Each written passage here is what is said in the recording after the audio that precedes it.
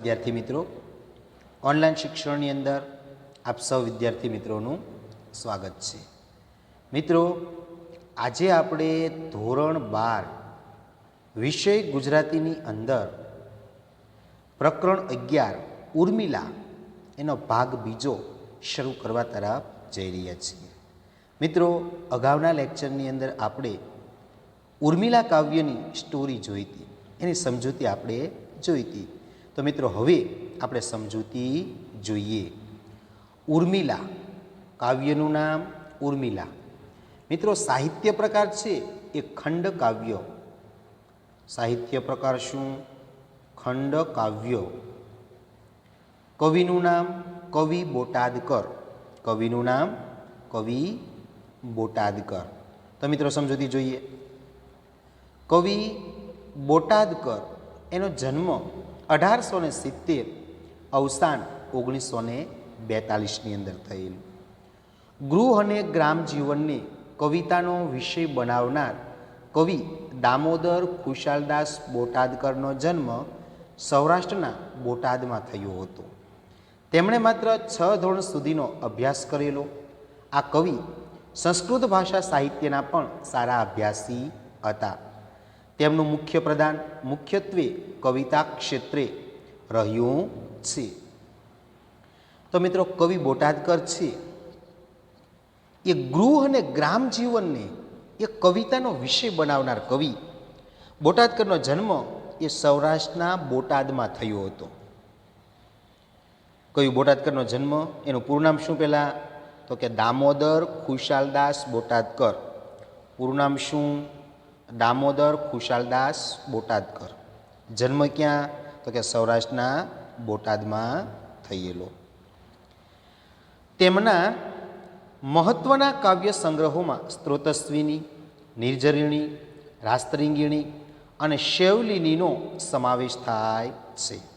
ગૃહ જીવનના ભાવોને સુંદર રીતે કવિતામાં વ્યક્ત કરનાર આ કવિએ પ્રકૃતિ અને ગ્રામ જીવનને પણ સુસારું એટલે ખૂબ જ સારી રીતે પદાવલીમાં ઢાળ્યા છે। તેમણે રાસ પ્રકારની રચનાઓ પણ આપેલી છે। તો મિત્રો, કવિ બોટાદકર છે એમની કૃતિઓના નામ જણાવો। કવિ બોટાદકરની કૃતિઓ કઈ કઈ છે? તો કે સ્ત્રોતસ્વીની, નિર્ઝરિણીની, રાસ્તરીંગિણી અને શૈવલિનીની। મિત્રો, યાદ રાખવાનું, કવિ બોટાદકરની કોઈ પણ 2 કૃતિઓના નામ જણાવો તો સ્ત્રોતસ્વીની અને નિર્ઝરિણી, રાસ્તરીંગિણી અથવા શૈવલિની। ગૃહ જીવનના ભાવને સુંદર રીતે વ્યક્ત કરનાર એ કવિતામાં વ્યક્ત કરનારા કવિએ પ્રકૃતિ અને ગ્રામ જીવનને ખૂબ જ સારી રીતે પદાવલીમાં ઢાળ્યા અને તેમણે રાસ પ્રકારની રચનાઓ આપેલી છે। કવિ બોટાદકરે કેવી રચનાઓ આપેલી છે? તો કે રાસ પ્રકારની। આ એક ખંડકાવ્ય છે। ખંડકાવ્યમાં કોઈ વિશિષ્ટ પ્રસંગના આશ્રયે મુખ્યત્વે વિવિધ ભાવોનું છંદો વૈવિધ્ય સાથે નિરૂપણ કરવામાં આવે છે। વેધક ભાવ નિરૂપણની સાથે એમાં હૃદયના સંઘર્ષ અને જીવનનું રહસ્ય પણ રજૂ થાય છે। પ્રસ્તુત ખંડકાવ્યમાં લક્ષ્મણ અને ઉર્મિલાના હૃદયના ભાવોનું આલેખન થયું છે। પતિ સાથે વનમાં જવાને બદલે એ ઘેરે રહી વિરહ વ્યથા સહન કરવાનો નિર્ણય ઉર્મિલાએ કર્યો તેને લક્ષ્મણ અભિનંદે છે। પતિ પત્ની જે પ્રેમ અને કર્તવ્યનો તીવ્ર સંઘર્ષ અનુભવે છે તેનું ખંડકાવ્યમાં અસરકારક રીતે નિરૂપણ થયું છે।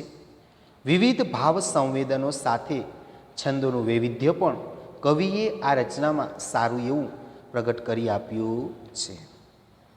તો મિત્રો, આ જે ખંડકાવ્ય છે એની અંદર કોઈ એક વિશિષ્ટ પ્રસંગનો આશ્રય લઈ અને મુખ્યત્વે વિવિધ છંદોનું સાથે નિરૂપણ કર્યું।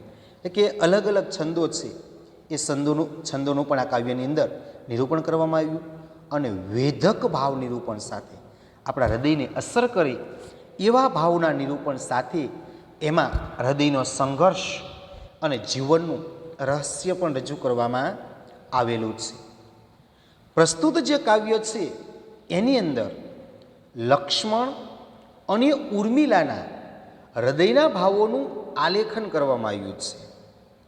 પતિ સાથે વનમાં જવાને બદલે એ ઘેરે રહી અને જે વિરહની જે વ્યથા એ જે સહન કરવાનો નિર્ણય ઉર્મિલાએ કર્યો તેને લક્ષ્મણજી અભિનંદન આપે છે. પતિ પત્ની જે પ્રેમ અને કર્તવ્યનો તીવ્ર સંઘર્ષ અનુભવે છે તેનું આ ખંડકાવ્યમાં અસરકારક રીતે એ નિરૂપણ કરવામાં આવેલું છે.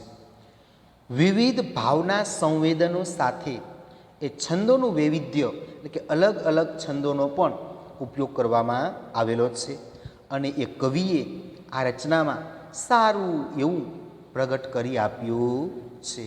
તો મિત્રો આપણે પ્રસ્તાવના જોઈ. હવે મિત્રો આપણે એ કાવ્યની સમજૂતી જોઈએ.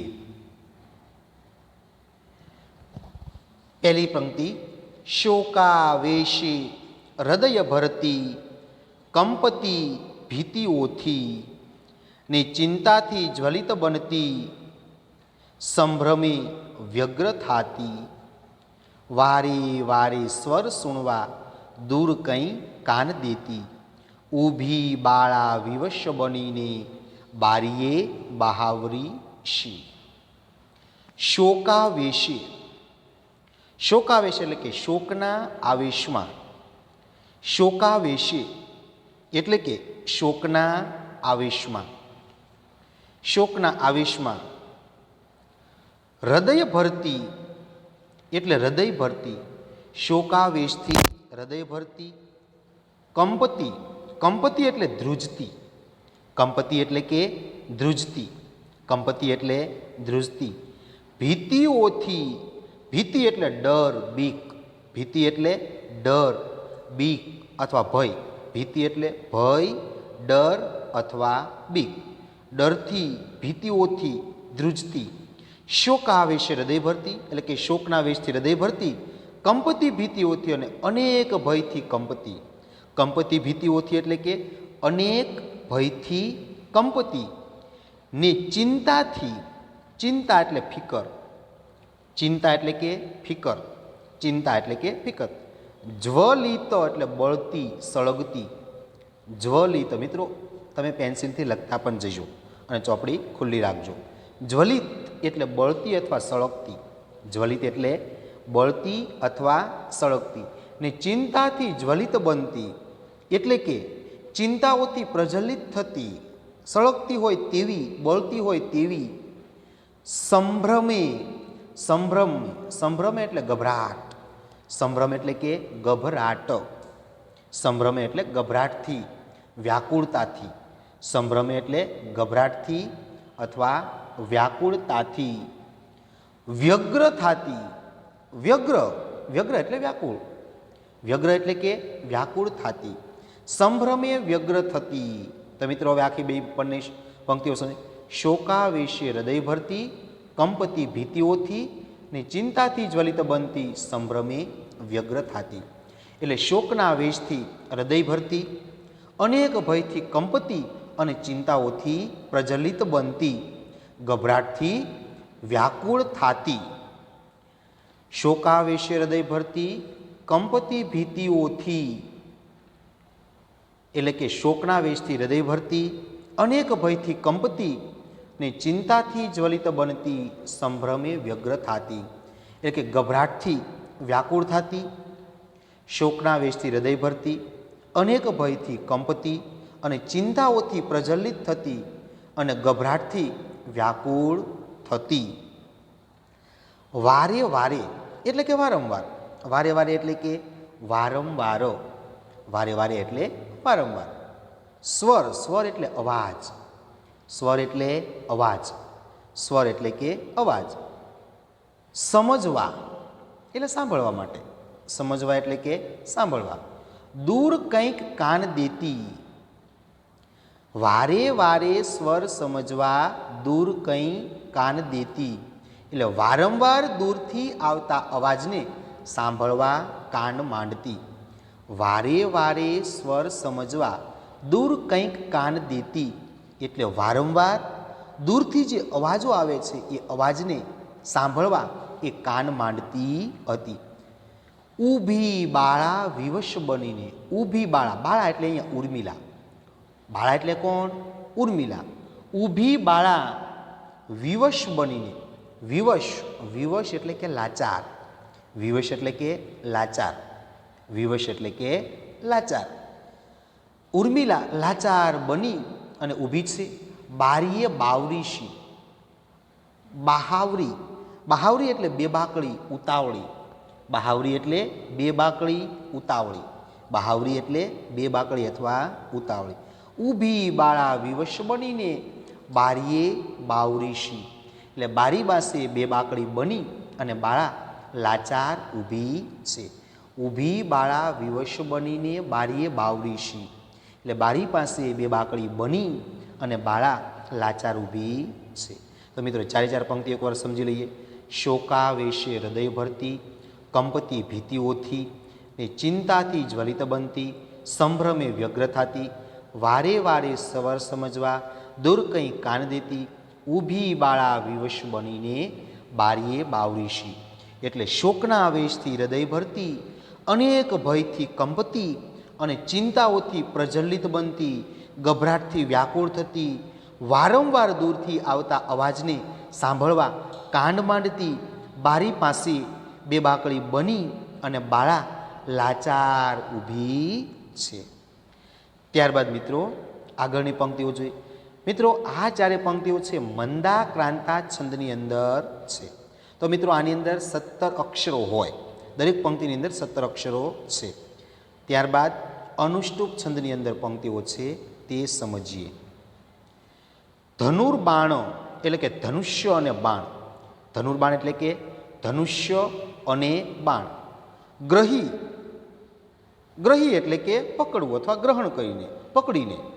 ગ્રહવું એટલે શું? પકડવું, ધારણ કરવું.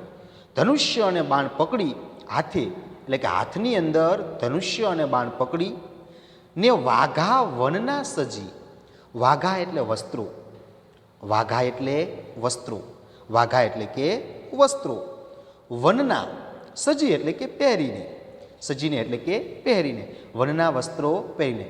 ધનુર્બાણ ગ્રહી હાથે ને વાઘા વનના સજી, હાથમાં ધનુષ્ય અને બાણ ધારણ કરી અને અંગે શરીર પર વનના વસ્ત્રો પહેરી. ધનુર્બાણ ગ્રહી હાથે એટલે કે હાથની અંદર ધનુષ્ય અને બાણ એ ધારણ કરેલું જ છે, અને વાઘા વનના સજી અને શરીર પર અંગ પર એ વનના વસ્ત્રો પહેરેલા છે. વાઘા એટલે વસ્ત્રો, વનના સજી એટલે પહેરીને. હાથમાં ધનુષ્ય અને બાણ પકડી વનના વસ્ત્રો છે એ પહેરી. દૂરથી આવતો દેખે, દેખે એટલે કે જુએ, દેખવું એટલે કે જોવું, દૂરથી એટલે કે દૂરથી આવતો, દેખે, દેખે એટલે જુએ. વાહલાને, વાહલા એટલે પોતાના પત્ની લક્ષ્મણજીને, વાહલાને એટલે લક્ષ્મણજીને, અહીંયા પોતાના પત્ની. કંઈક વેગથી, વેગ એટલે કે ઝડપથી, વેગથી એટલે કે ઝડપથી, કંઈક વેગથી એટલે થોડા ઝડપથી. દૂરથી આવતો દેખે વાહલાને કંઈક વેગથી, એટલે કે વેગથી આવતા એ વાહલાને દૂરથી જુએ છે. દૂરથી આવતો દેખે વાહલાને કંઈક વેગથી, એટલે કે હાથમાં ધનુષ્યબાણ અને વનના વસ્ત્રો પહેરી અને કંઈક વેગથી આવતા વાહલાને એટલે કે લક્ષ્મણજીને દૂરથી જુએ છે. દૂરથી આવતો દેખે વાહલાને કંઈક વેગથી, કંઈક વેગથી આવતા વાહલાને દૂરથી જુએ છે. કંઈક વેગથી આવતા વાહલાને દૂરથી જુએ છે. ચિરાયું ચિત્ત, ચિત્ત એટલે મન, ચિરાયું એટલે દીર્ઘાયું, ચિરાયું. ચિત્ત ઓચિંતું, દીર્ઘાયું. ઓચિંતું એટલે કે અચાનક. વજ્રપાત થયો શિરે, ચિરાયું ચિત્ત ઓચિંતું. વજ્રપાત, વજ્રપાત એટલે કે ઇન્દ્રનું વજ્ર પડ્યું હોય એવો આઘાત, વજ્રપાત. વજ્રપાત એટલે કે ઇન્દ્રનું વજ્ર માથે પડ્યું હોય તેવો આઘાત. મિત્રો આ વજ્ર છે ઇન્દ્રનું શસ્ત્ર છે અને દધીચી ઋષિના હાડકામાંથી બનાવવામાં આવેલું છે. અને એટલું શક્તિશાળી છે કે કોઈ પણ પર્વત હોય તો એને પણ ભાંગીને ભૂક્કો કરી નાખે, એટલું એ મજબૂત શસ્ત્ર છે. એટલે વજ્રપાત થયો શિરે. શિરે એટલે કે મસ્તક પર. શિરે એટલે કે મસ્તક પર. મસ્તકમાં વજ્રપાત થયો હોય એવો આઘાત લાગ્યો. અચાનક હૃદયને આઘાત. ચિરાયું ચિત્ત ઓચિંતું એટલે કે અચાનક હૃદયને આઘાત લાગ્યો. ચિરાયું ચિત્ત ઓચિંતું એટલે કે અચાનક હૃદયને આઘાત લાગ્યો. વજ્રપાત થયો શિરે. મસ્તકમાં વજ્રપાત થયો હોય એ રીતે એનું હૃદય, એના હૃદયમાં અચાનક આઘાત લાગ્યો અને મસ્તક પર એ વજ્રપાત થયો હોય એવું ઉર્મિલાને દુઃખ થાય છે કે ભાઈ પોતાનો પતિ લક્ષ્મણજી છે એ દૂરથી આવે છે એટલે એના હૃદયની અંદર આઘાત લાગ્યો અને માથા પર વજ્રપાત થયો હોય એવું દુઃખ થયું. ઢળતી સહચા. ઢળતી એટલે કે ઢળી પડે છે, અચાનક જમીન પર ઢળી પડે. ઢળી એટલે કે ઢળી પડવું. સહચા એટલે કે અચાનક, એકાએક. સહચા એટલે કે અચાનક, એકાએક. સહચા એટલે કે અચાનક, એકાએક. ઢળતી સહચા ઊભી સંકટે. સંકટે એટલે કે મહા મુશ્કેલીથી. સંકટ એટલે કે મુશ્કેલીઓથી. ઊભી સંકટે ગ્રહી દ્વાર. દ્વાર એટલે કે દરવાજો. દ્વારને એટલે કે દરવાજાને. ગ્રહી એટલે પકડીને. ગ્રહી એટલે કે પકડીને. દરવાજાને પકડીને. મસ્તક પર એ વજ્રપાત થયો એ જોઈ અને અચાનક ઉર્મિલા એ જમીન ઉપર ઢળી પડે છે. પછી મહા મુશ્કેલીઓથી એ દરવાજો પકડી અને ઊભી થાય છે. ઢળતી સહચા ઊભી સંકષ્ટે ગ્રહી દ્વારને એટલે કે અચાનક એ મહા મુશ્કેલીથી એ ઢળી તો પડી, પછી મહા મુશ્કેલીથી દરવાજો પકડી અને ઉર્મિલા ઊભી થાય છે. તો મિત્રો આ ચારે પંક્તિઓ એકવાર જોઈ લઈએ. ધનુર્બાણ ગ્રહી હાથને વાઘા વનના સજી. દૂરથી આવતો દેખે વાહલાને કંઈક વેગથી એટલે કે હાથમાં ધનુષ્ય અને બાણ ધારણ કરી અને વનના વસ્ત્રો પહેરી અને કંઈક વેગથી આવતા એ વહાલા લક્ષ્મણજીને ઉર્મિલા દૂરથી જુએ છે. ચિરાયું ચિત્ત ઓચિંતું વજ્રપાત થયો શિરે. ઢળતી સહચા ઊભી સંકષ્ટે ગ્રહી દ્વારને કે અચાનક એના હૃદયમાં આઘાત લાગ્યો. મસ્તકમાં વજ્રપાત થયો અને એ જોઈ એ અચાનક ઉર્મિલા જમીન ઉપર ઢળી પડે છે અને એ પછી મહા મુશ્કેલીઓથી એ દરવાજો પકડી અને ઊભી થાય છે. તો મિત્રો ચારે ચાર પંક્તિઓ જોઈ લઈએ. ધનુષ્માણ ગ્રહી હાથને વાઘા વનના સજી. દૂરથી આવતો દેખ્યો વાહલાને કંઈક વેગથી. ચિરાયું ચિત્ત ઓચિંતું વજ્રપાત થયો શિરે. ઢળતી સહચા ઊભી સંકષ્ટે ગ્રહી દ્વારને એટલે કે હાથમાં ધનુષ્ય અને બાણ એ પકડેલા છે અને વનના વસ્ત્રો એ પહેરી અને કંઈક વેગથી એ આવતા એ લક્ષ્મણજીને ઉર્મિલા જુએ છે અને અચાનક હૃદયની અંદર આઘાત લાગ્યો હોય, મસ્તક પર વજ્રપાત થયો હોય એ જોઈ ઉર્મિલા જમીન પર ઢળી પડે છે અને પછી મહા મુશ્કેલીઓથી એ દરવાજો પકડી અને ઊભી થાય છે. ત્યારબાદ મિત્રો આગળની પંક્તિઓ જોઈએ. હજારો વસમાં તર્કો અંતરે ઉદ્ભવી રહ્યા, તો એ ધૈર્ય ધરી ઊભી સ્વામીને સન્મુખી થવા. કૃત અપરાધ શો આવી ઊભો દિનમુખે પતિ, સંબોધી સ્નેહના શબ્દો વદે ધીમે વિવેકથી. હજારો એટલે કે હજારો. વસમાં. વસમો એટલે કે કપરા, મુશ્કેલ. વસમાં. વસમાં એટલે કે કપરા અથવા મુશ્કેલ. વસમાં એટલે કેવા? જેને સહન ન કરી શકાય તેવા. કપરા, મુશ્કેલ. વસમાં એટલે કે કપરા અથવા મુશ્કેલ. તર્કો. તર્ક એટલે કે વિચારો.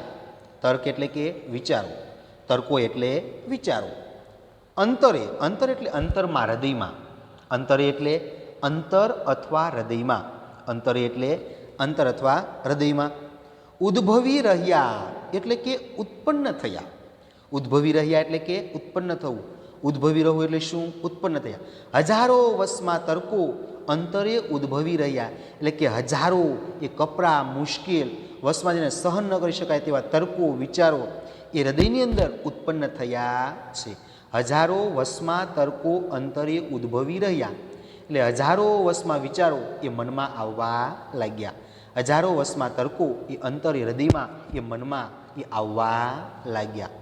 તોય એટલે કે તો પણ, તોય એટલે કે તો પણ, તોય એટલે તો પણ, ધૈર્ય ધરી એટલે કે ધીરજ રાખીને, ધૈર્ય ધરી એટલે ધીરજ ધરીને અથવા ધીરજ રાખીને, ધૈર્ય એટલે ધીરજ, ધરી એટલે કે રાખી, ધીરજ ધરી ઊભી રહી. છતાં પણ એ ધીરજ ધરી અને ઊભી રહે છે. તો પણ ધીરજ રાખી સ્વામીને સન્મુખી થવા માટે, એટલે સન્મુખ થવા માટે, મળવા માટે, સ્વામીને સન્મુખી થવા એટલે કે પોતાના સ્વામીને મળવા માટે, સન્મુખી થવું એટલે શું? મળવા માટે. સન્મુખી થવા એટલે કે મળવા માટે. તો એ ધૈર્ય ધરી ઊભી સ્વામીને સન્મુખી થવા માટે. છતાં પણ એ ધીરજ રાખી અને સ્વામીને મળવા એ ઊભી રહી છે. બંને પંક્તિ મિત્રો ફરીવાર જોઈ લઈએ. હજારો વર્ષમાં તર્કો અંતરે ઊભી રહ્યા, તો એ ધૈર્ય ધરી ઊભી સ્વામીને સન્મુખી થવા.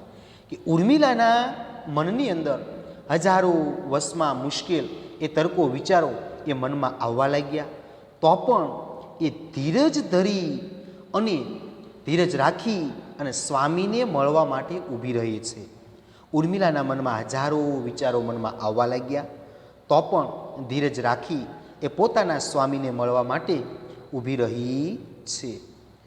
કૃત અપરાધ શો એટલે કે જાણે કોઈ અપરાધ કર્યો હોય તેવો, કૃત અપરાધ શો એટલે કે અપરાધ કર્યો હોય તેમ, કૃત અપરાધ શો એટલે કે અપરાધ કર્યો હોય તેમ, આવી ઊભો એટલે કે આવીને ઊભો રહે છે.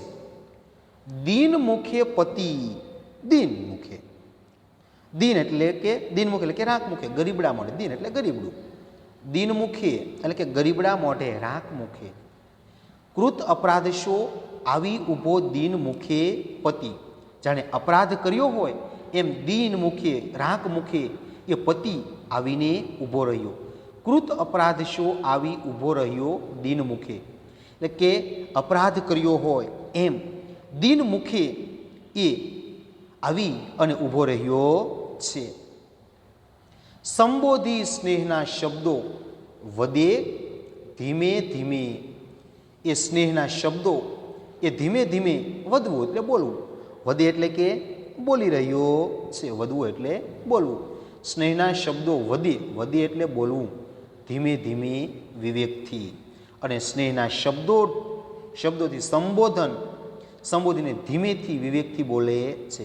સંબોધી સ્નેહના શબ્દો વધે ધીમે વિવેકથી, સ્નેહના શબ્દોથી સંબોધીને ધીમેથી વિવેકથી બોલે છે. સંબોધી સ્નેહના શબ્દો વધે ધીમે વિવેકથી, સ્નેહના શબ્દોથી સંબોધન કરી અને ધીમે વિવેકથી બોલી રહ્યો છે. ચારે ચાર પંક્તિઓ મિત્રો જોઈએ. હજારો વર્ષમાં તર્કો અંતરે ઊભી રહ્યા, તોય ધૈર્ય ધરી ઊભી સ્વામીને સન્મુખી થવા. કૃત અપરાધ શો આવી ઊભો દીન મુખે, સંબોધી સ્નેહના શબ્દો વધે ધીમે ધીમે. એટલે હજારો વર્ષમાં મુશ્કેલ તર્કો એટલે કે વિચારો ઉર્મિલાના હૃદયની અંદર ઉત્પન્ન થઈ રહ્યા છે. છતાં પણ ધીરજ ધરી અને એ પોતાના સ્વામીને એ મળવા માટે ઉર્મિલા ઊભી રહી છે. જેમ જાણે કોઈ અપરાધ કર્યો હોય એમ દીન મુખે, ગરીબડા મુખે એ લક્ષ્મણજી આવીને ઊભા રહ્યા છે અને સ્નેહના શબ્દોથી એ સંબોધન કરી અને ધીમે ધીમે વિવેકથી ઉર્મિલા લક્ષ્મણજી બોલી રહ્યા છે. ત્યારબાદ મિત્રો આગળ જોઈ. વાહલી રઘુપતિ જાય વન વિશે, શાર્દુલ વિકલિત છંદની અંદર મિત્રો, વાહલી જાય રઘુપતિ વન વિશે, સીતા જતા સંગમાં તેના સેવન કાજ સંગ વસવા, મારે જવું સર્વથા. વેઠે એ વનવાસના વિકટહા, કષ્ટો શરીરે અતિ, ને હું મહેલ વિશે વસું, સુખ થકી એ યોગ્ય ભાષે નહીં. લક્ષ્મણજી ઉર્મિલા પાસે આવી અને ઊભા રહ્યા છે. વાહલી, અહીંયા લક્ષ્મણજી ઉર્મિલા માટે આ શબ્દનો પ્રયોગ કરે છે, વાહલી. જાય રઘુપતિ, રઘુપતિ એટલે કે રામ, રઘુપતિ એટલે કે રામ, રઘુપતિ એટલે રામ. વન વિશે એટલે કે વનમાં, વન વિશે એટલે કે વનમાં. વાહલી જાય રઘુપતિ વન વિશે એટલે કે વાહલી રઘુપતિ રામ વનમાં જાય છે. હે ઉર્મિલા, રામ છે એ વનમાં જાય છે. સીતા જતા સંગમાં, સંગમાં એટલે સાથે, સંગમાં એટલે સાથે, સીતા જતા સંગમાં, અને સીતા પણ સાથે જાય છે. સીતા જતા સંગમાં એટલે સીતા પણ સાથે જાય છે. એ વાહલી રામ વનમાં જાય છે અને સીતા પણ સાથે જાય છે.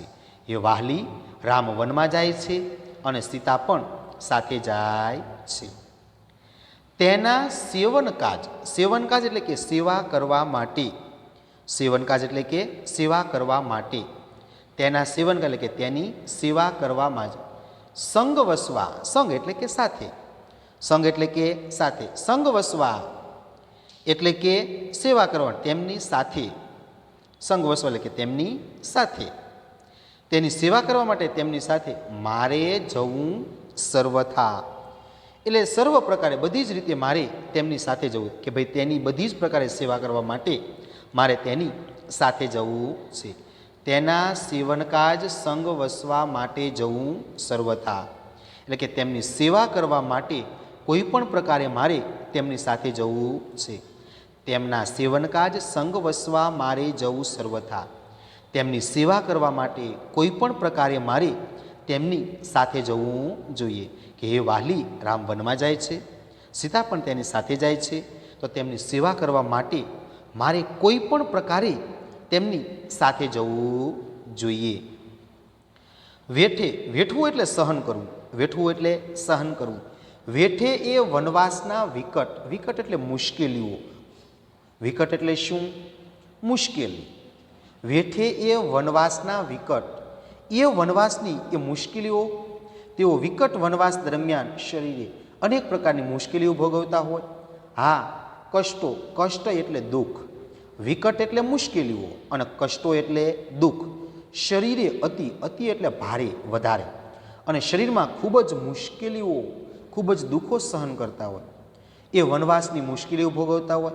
કષ્ટો શરીરે અતિ, અને શરીરે અનેક દુઃખો સહન કરતા હોય ને હું મહેલ વિશે વસું, મહેલ વિશે એટલે કે મહેલમાં, અને હું મહેલમાં રહું, વસું સુખ થકી, અને હું મહેલમાં સુખેથી રહું, ને હું મહેલ વિશે વસું સુખ થકી, એટલે કે હું મહેલમાં સુખેથી રહું, ને હું મહેલ વિશે વસું સુખ થકી, એટલે કે હું મહેલમાં સુખેથી રહું, એ યોગ્ય ભાષે નહીં, એટલે કે એ યોગ્ય લાગતું નથી. ભાષવું એટલે લાગવું, એ યોગ્ય ભાષે નહીં, કે યોગ્ય લાગતું નથી, એ યોગ્ય ભાષે નહીં, એટલે કે એ યોગ્ય લાગતું નથી. ફરીવાર મિત્રો જોઈ લઈએ. વેઠે એ વનવાસના વિકટ, હા કષ્ટો શરીરે હતા, અતિ, તેઓ વિકટ વનવાસના, એ વિકટ વનવાસ દરમિયાન શરીરે અનેક કષ્ટો સહન કરે, અને મહેલ વિશે સુખેથી વસવું એ યોગ્ય ભાષે નહીં, અને હું મહેલમાં સુખેથી રહું એ મને યોગ્ય લાગતું નથી. ફરીવાર ચારે પંક્તિ જોઈ. વાહલી રઘુપતિ જાય વન વિશે સીતા જતા સંગમાં, તેના સેવનકાજ સંગ વસવા મારે જવું સર્વથા. વેઠે એ વનવાસ વિકટ, હા કષ્ટો શરીરે અતિ, ને હું મહેલ વિશે વસું સુખ થકી, એ યોગ્ય ભાષે નહીં. એટલે રામ, લક્ષ્મણજી ઉર્મિલાને કહે છે કે હે વાહલી રઘુપતિ રામ વનમાં જાય છે અને સીતા પણ તેની સાથે જાય છે, તો તેમની સેવા કરવા માટે કોઈ પણ પ્રકારે મારે તેમની સાથે જવું જોઈએ. તેઓ વિકટ વનવાસ દરમિયાન શરીરે અનેક પ્રકારના કષ્ટો, દુઃખ સહન કરે, અને હું મહેલની અંદર સુખીથી રહું એ મને યોગ્ય લાગતું નથી. તો આવું એ લક્ષ્મણજી એ ઉર્મિલાને કહે છે. ત્યારબાદ મિત્રો, આવ્યો સંમતિ યાચવા તુજ તણી ધર્મ્ય કાર્યે પ્રિયે, માની યોગ્ય વિચાર અંતરો તણો દેજે અનુજ્ઞા મને, ના તારો અપરાધ આમ ત્યજવા જેવો લગીરે થયો, બંધુ ધર્મ બજાવવા જતા દઉં તને અન્યાય આજે અહો. પ્રિય એટલે કે હે પ્રિય, આવ્યો સંમતિ યાચવા તુજ તણી ધર્મ કાર્યે પ્રિય. સંમતિ, સંમતિ એટલે મંજૂરી, પરવાનગી. સંમતિ એટલે મંજૂરી અથવા પરવાનગી. સંમતિ એટલે મંજૂરી અથવા પરવાનગી. યાચવા, યાચવા એટલે કે માગવા, લેવા. યાચવા એટલે માગવા માટે અથવા લેવા માટે. યાચવું એટલે શું? માગવા માટે અથવા લેવા માટે. તુજતણી એટલે કે તારી. તુજતણી એટલે તારી. ધર્મ કાર્ય એટલે કે ધર્મના કામ માટે. ધર્મ કાર્ય એટલે ધર્મના કાર્ય માટે. આવ્યો સંમતિ યાચવા તુજતણી ધર્મ કાર્યે પ્રિયે, એટલે કે હે પ્રિયે, આ ધર્મના કામમાં તારી સંમતિ લેવા આવ્યો છું. હે પ્રિયે, આ ધર્મના કાર્યમાં તારી સંમતિ લેવા હું આવ્યો છું. આવ્યો સંમતિ યાચવા તુજતણી ધર્મ કાર્ય પ્રિયે, એટલે કે હે પ્રિયે, આ ધર્મના કામમાં તારી સંમતિ, તારી મંજૂરી, તારી રજા લેવા માટે હું આવ્યો છું. આ વાક્ય લક્ષ્મણજી ઉર્મિલાને કહે છે. માની યોગ્ય વિચાર અંતરતણો દેજે અનુજ્ઞા મને. માની યોગ્ય વિચાર એટલે કે મારો આ વિચાર યોગ્ય છે. માની યોગ્ય વિચાર એટલે કે મારો આ વિચાર યોગ્ય છે. અંતરતણો, અંતર એટલે કે અંતરથી, હૃદયથી. અંતરતણો દેજે અનુજ્ઞા એટલે કે આજ્ઞા. અનુજ્ઞા એટલે કે આજ્ઞા. એમ મને અંતરથી, હૃદયથી અનુજ્ઞા મને દેજે. માની યોગ્ય વિચાર અંતરતણો દેજે મને અનુજ્ઞા, કે ભાઈ આ મારો વિચાર યોગ્ય છે એમ માની અને મને અંતરથી, હૃદયથી આજ્ઞા આપજે. માની યોગ્ય વિચાર અંતરતણો દેજે મને અનુજ્ઞા, એટલે કે આ મારો વિચાર યોગ્ય છે એમ માની અને મને અંતરથી, હૃદયથી આજ્ઞા ઉર્મિલા આપજે. ના તારો અપરાધ આમ ત્યજવા જેવો લગારે થયો. તારો અપરાધ, ત્યજવા એટલે કે ત્યજી દેવા માટે, છોડી દેવા માટે. લગારે, લગારે એટલે જરા પણ. લગારે એટલે કે સહેજે પણ. ત્યજવા, ત્યજવા એટલે કે છોડવું, ત્યાગ કરવો. ત્યજવું એટલે કે છોડવું અથવા ત્યાગ કરવો. અને લગારે એટલે કે સહેજે અથવા જરા પણ. લગારે એટલે જરા પણ, સહેજે પણ. ના તારો અપરાધ આમ ત્યજવા જેવો લગારે થયો, કે આમ તારો ત્યાગ કરવા જેવો તારો અપરાધ સહેજે થયો નથી.